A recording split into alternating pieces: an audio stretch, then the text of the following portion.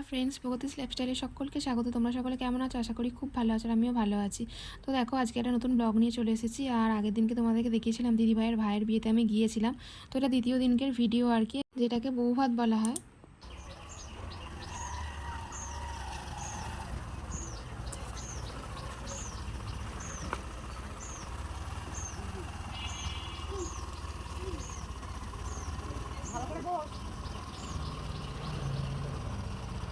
তো বিয়ের দিনকে রাত্রিবেলা মেয়ের বাড়িতে থেকে গিয়েছিলাম, আর পরের দিন সকালবেলা একদম ট্রেনে করে বাড়ি এসে বাড়িতে রান্নাবান্না করে পুজো করে তোমার দাদাভাই অফিস বেরোবে, তাই খাওয়া দাওয়া করে একসাথে আমাকে নামিয়ে দিয়ে আসছে। আর তারকেশ্বর থেকে দিদিভাইয়ের বাপের বাড়ি আর কি একটুখানি যেতে হয়, মানে জায়গাটা হচ্ছে গোপীনগর চৌতারা।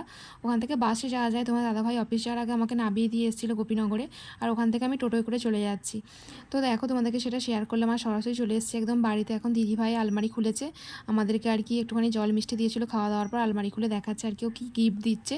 তো সেটাই আমরা সকলে দেখছিলাম, আর দিদিভাইকে এখানে ভিডিও করে দেখিয়ে দিলাম। দেখো কত সুন্দর সেজেছে আর কি, যেহেতু ভাইয়ের বউ আসছে। আর এটা আমার মেজো ননদ, একদম সাজুগুজু করে বসে আছে। আমি তাই তোমাদেরকে ভিডিও করে দেখিয়ে দিলাম। আর অনেকে এখন শুয়ে রেস্ট নিচ্ছে, কারণ আগের দিনকে ঘুম হয়নি রাত্রিবেলা। আর এখানে দেখো, এখন বর আসবে বলে, বউ আসবে বলে সকলে মিলে একদম রেডি হয়ে এসছে। আর সাজুগুজু করে একদম মানে বাজনাও চলে এসছে, সকলে এখানে ওয়েট করছে আর কি ওদের আসার জন্য। সেটাই তোমাদেরকে আমি ভিডিও করে দেখাচ্ছি। দেখো প্রচণ্ড রোদ্দুর বেরিয়েছে, তাতেও সকলে মিলে ভীষণ আনন্দ করা হচ্ছে। আর আমি এটাই চিন্তা করছিলাম যে বরকনে আসার আগে আমি পৌঁছাতে পারবো কি না। তো যাই হোক, পৌঁছে গেছি। আর দেখো, ওরা কাছাকাছি এসে গেছে, ফোন করেছিল। আর মানে সকলে এখানে নাচানাচি শুরু করে দিয়েছে, ভীষণ আনন্দ হচ্ছে। আমি এই মুহূর্তটাই আর কি তোমাদেরকে দেখাবো বলে খুব তাড়াতাড়ি চেষ্টা করছিলাম যাতে এখানে পৌঁছাতে পারি। তো দেখো, তোমাদেরকে সব কিছুই দেখাচ্ছি।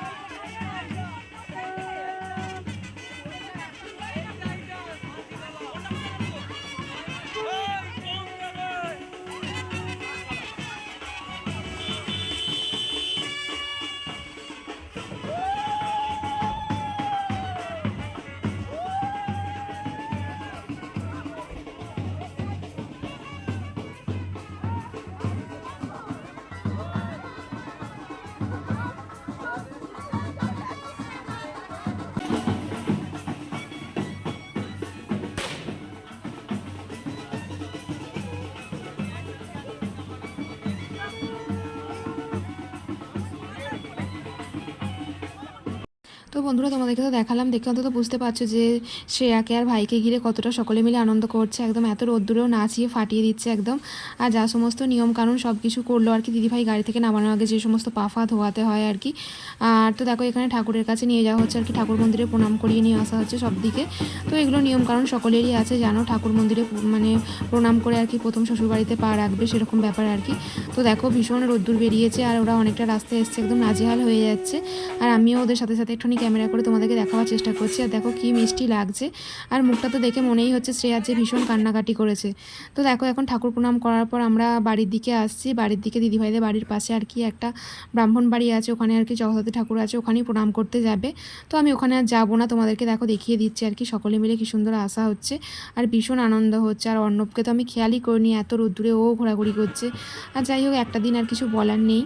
তো দেখো, ওখানেই ব্রাহ্মণ বাড়িটা ছিল, ওখান থেকে আর কি প্রণাম করে ওরা বাড়ির দিকে আসছে। তো এবার দিদিভাইদের বাড়ি আর কি নতুন বউ পা রাখবে, যেটা আর কি নিয়মকানুন আর সব কিছুই হবে। তোমাদেরকে আমি এই ভিডিওর মধ্যে সব কিছু শেয়ার করার চেষ্টা করছি আর করেওছি। তো চলো, তোমরা পুরো ভিডিওটা দেখতে থাকো, স্কিপ না করে।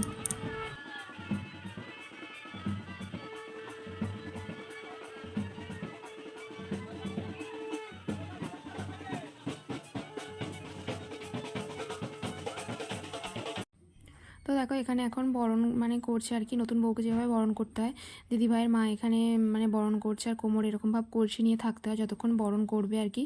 তো সেটাই তোমাদেরকে দেখো ভিডিও করে দেখাচ্ছি, কত সুন্দর লাগছে দেখো শ্রেয়াকে।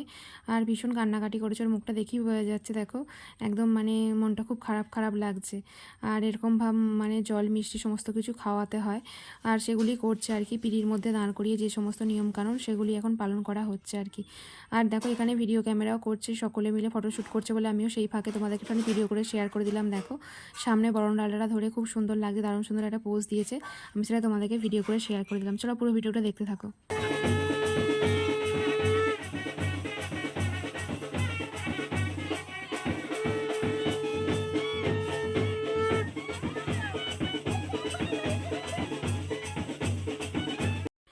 বরণ পর্ব শেষ হয়ে গেছে, তোমাদেরকে তো দেখালাম, তোমরা দেখে বুঝতেই পারছো।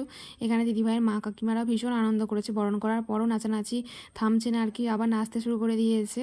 আর দেখো এখানে এখন ধান খেলা, কড়ি খেলা, যে সমস্ত খেলাগুলো আছে নিয়মকানুনগুলো সেগুলো আর কি করানো হচ্ছে।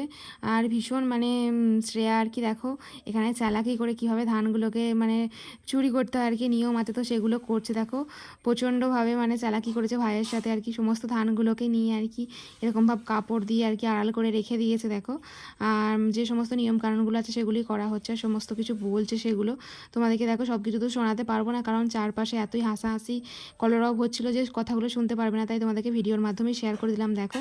আর এত সবাই মিলে ঘিরে দেখা হচ্ছিলো আর কি, দেখতে ভীষণ ভালোও লাগছিল। আর তো দেওরকে কুলকাটা মারতে হয় এরকম ভাব ধান চুরি করার সময় নিয়ম আছে, তো সেই কারণে দিদিভাইয়ের কাকার ছেলে আর কি সেটা করছিল দেখো। আর তো এখানে ভাই এরকম ভাব ধানটা আর কি কাঠার মধ্যে ফেলছে, আর দেখো সে এরকম ভাব চালাকি করে কাপড় দিয়ে আর কি ধানগুলোকে সমস্ত কিছু ঢেকে রাখছে, মানে একবারে অনেকগুলোকে ধান এরম ভাব ঢেকে রেখে দিচ্ছে আর কি, মানে কে কতটা ধান রাখতে পারে আর কি সরিয়ে, সেরকমই খেলার নিয়মটা। তো দেখো এখানে এখন কড়ি খেলা হচ্ছে ধান খেলা হয়ে যাওয়ার পর, তো কড়ি খেলাতেও মানে সেরাই জিতেছে এরকম ব্যাপার আর কি। তো দেখো এখানে খেলা হওয়ার পর আর কি এখানে সবথেকে মজার বিষয়, আমরা সকলে মিলে ঘর আটকে ছিলাম আর কি, ভাইকে শ্রেয়াকে ঢুকতে দেবো না বলে।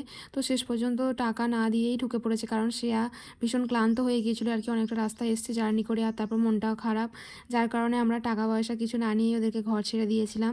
তো যাই হোক এখন দুপুরবেলা আর কি আমরা খাওয়া দাওয়া সমস্ত করে আর কি রেস্ট করছিলাম। দেখো বিছানাতে একদল শুয়ে আছে, এখানে অর্ণব দেবব্রত বাচ্চারা সকলে আছে, আর আমি মেঝের মধ্যে একটুখানি শুয়েছিলাম, শুয়ে শুয়ে ভিডিওগুলো দেখছিলাম, আর নিজেই মানে অনর্গল আর কি ভিডিও করে গেছে, ভিডিওগুলো দেখার সময় হয়নি, তো আমি শুয়ে শুয়ে ফোনটা দেখছিলাম, তাই সেই সময় তোমাদেরকে ভিডিও করে শেয়ার করছি দেখো। আর দুপুরবেলা সকলেই মানে দালানে ঘরে শুয়ে আর কি রেস্ট নিচ্ছে, দুপুরবেলা না হলে কী করবে, তো সে একটুখানি রেস্ট নিচ্ছে।